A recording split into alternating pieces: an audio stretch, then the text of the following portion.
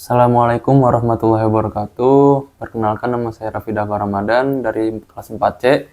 Di sini saya akan membahas tiga buku membahas atau mereview gitu. Membahas atau mereview tiga buku yang dikarang oleh Dr. Ahmad Asep Ahmad Hidayat atau biasa kita sebut dengan nama Abah. Nah, tiga buku di sini yang pertama itu ada Sejarah Tasawuf dan Tarekat. Kemudian buku yang kedua ada Sejarah Sosial Muslim Minoritas di Nusantara. Kemudian yang ketiga ada buku Studi Kawasan Dunia Islam. Nah, buku yang pertama itu yang kita akan review yaitu buku Sejarah Tasawuf dan Tarekat. Nah, di buku ini pengarang itu membahas gitu beberapa tarekat gitu. Nah, tapi di buku ini itu nggak cuma membahas tentang tarekat, membahas juga tentang pengertiannya, apa itu tasawuf, kemudian makomat ahwal dan tasawuf dan lain-lain gitu. Nah, kemudian yang kedua juga membahas itu sejarah sekilas sejarah gitu atau sejarah singkat dari tasawuf itu sendiri. Nah, kemudian pembahasan ketiga itu ada sufi-sufi yang terkenal gitu. Sufi yang terkenal di barat di masa periode klasik. Yang pertama itu seperti ada Hasan Al-Basri, kemudian Ibrahim bin Adam, kemudian yang kita kenal semua yang sudah masyhur gitu namanya ada Robiah Al-Adawiyah. Nah, kemudian ada Junaidi Al-Baghdadi dan lain-lain gitu. Nah, kemudian pembahasan yang keempat itu ada perkembangan tasawuf gitu. Perkembangan tasawuf dan tarekat di Asia Tenggara di periode awal dari mulai Islamisasi Nusantara, kemudian tokoh sufi di abad ke-16 sampai ke abad 18. Nah, kemudian yang pembahasan kelima itu ada tarekat-tarekat di Nusantara. Nah, di bab ini tuh dijelasin gimana sih tarekat-tarekat pada zaman Hindia Belanda. Intinya pada zaman Nusantara lah gitu. Seperti ada tarekat Naksabandiyah, kemudian Naksabandiyah Kholidiyah, kemudian Naksabandiyah Qadiriyah, wa Naksabandiyah atau TKN gitulah disebutnya. Kemudian ada tarekat Syataria, kemudian ada tarekat pemberontakan terhadap kolonial Belanda.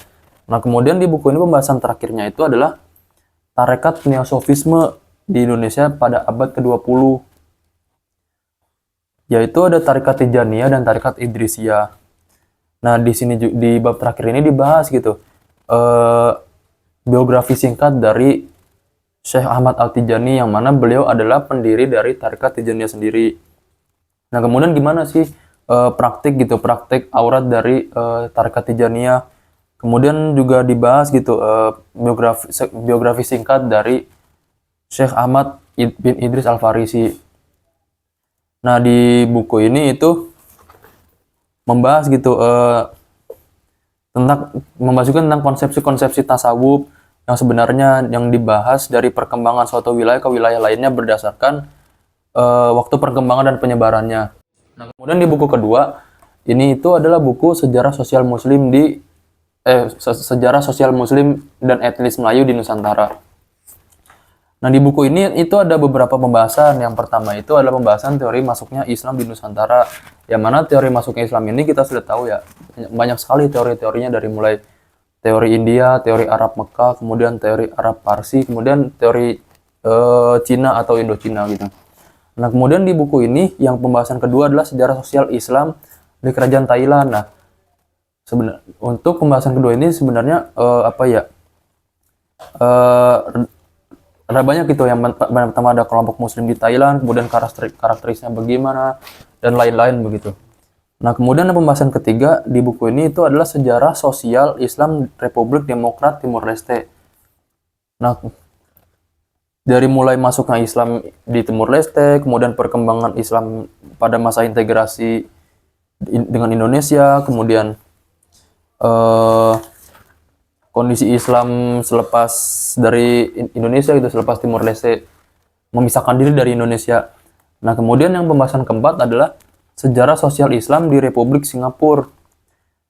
Dari mulai sejarah masuknya, kemudian kelompok Islamnya, kemudian dan perkembangan dan juga dibahas tentang geografi gitu, kondisi geografi dan iklim di Singapura pada saat itu. Kemudian pembahasan terakhir di buku ini adalah sejarah sosial Islam di Republik Filipina. Seperti tadi yang di awal ya, itu dari mulai sejarah masuknya, kemudian Islam di Luzon, kemudian gerakan misionaris, kemudian perlawanan Muslim di Moro, dan lain-lain gitu. Nah sebenarnya untuk buku ini itu apa ya?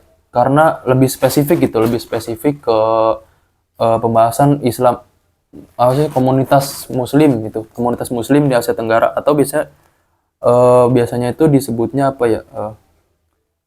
Intinya mah di buku ini itu lebih fokus gitu membahas Islam, apa sih, Islam di negara yang ada di Asia Tenggara.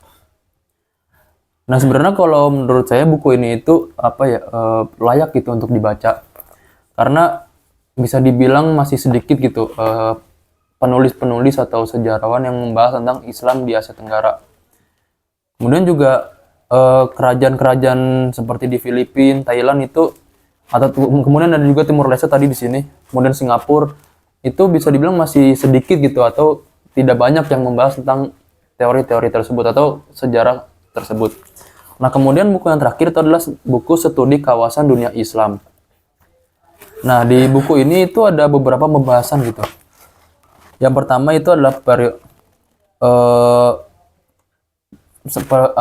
sejarah perkembangan atau sejarah apa ya, berdirinya apa sih namanya, regionalisasi atau pemetaan kawasan-kawasan gitu. Nah yang dimulai dari Perang Dingin, kemudian ada juga kontroversi dan kritikan dari para ahli gitu, para sejarawan. Nah ini yang di periode ini masih periode Perang Dingin. Nah kemudian yang kedua ada juga ini apa sih namanya, pengertian dari studi kawasan. Kemudian yang pembahasan ketiga adalah merumuskan studi kawasan dunia Islam, dari mulai definisi dan objek kajian, kemudian pengertian dunia Islam, kemudian dunia Islam dalam perspektif keragaman budaya dan lain-lain. Nah kemudian yang pembahasan keempat di sini adalah pembagian kawasan dunia Islam berdasarkan perspektif geopolitik. Nah, jadi bagaimana sih Islam itu dibagi berdasarkan politik-politiknya, atau bisa disebut apa ya, kesamaan nasib gitu.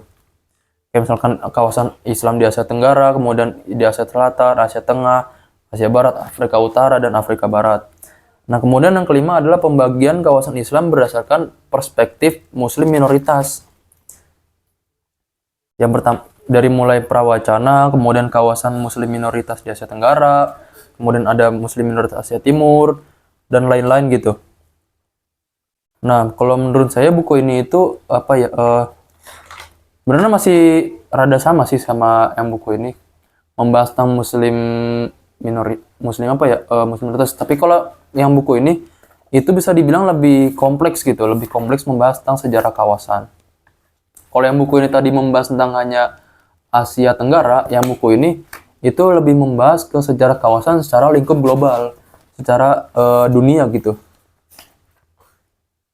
Nah, jadi kalau di prakata dari penulis, jadi buku ini itu menyajikan tentang teoretis kajian wilayah atau studi kawasan, khususnya di kawasan dunia Islam. Jadi dunia Islam secara menyeluruh, bukan hanya di Asia Tenggara. Nah, dengan penyajian seperti ini diharapkan buku ini menjadi salah satu referensi bagi para pengingat studi kawasan dunia Islam. Jadi kalau dari saya mungkin segitu ya, review singkat dari 3 buku yang dikarang oleh Profesor Dr. Ahmad Hidayat. Nah, mungkin jika teman-teman ingin membaca gitu atau menikmati intisari atau ilmu-ilmu yang terkandung dalam buku ini, bisa membeli gitu buku-buku ini, karena menurut saya buku-buku ini emang layak gitu untuk dibaca dan pelajari. Mungkin sekian yang bisa saya sampaikan atau review dari saya, mungkin segitu ya. Jika ada kesalahan mohon dimaafkan. Assalamualaikum warahmatullahi wabarakatuh.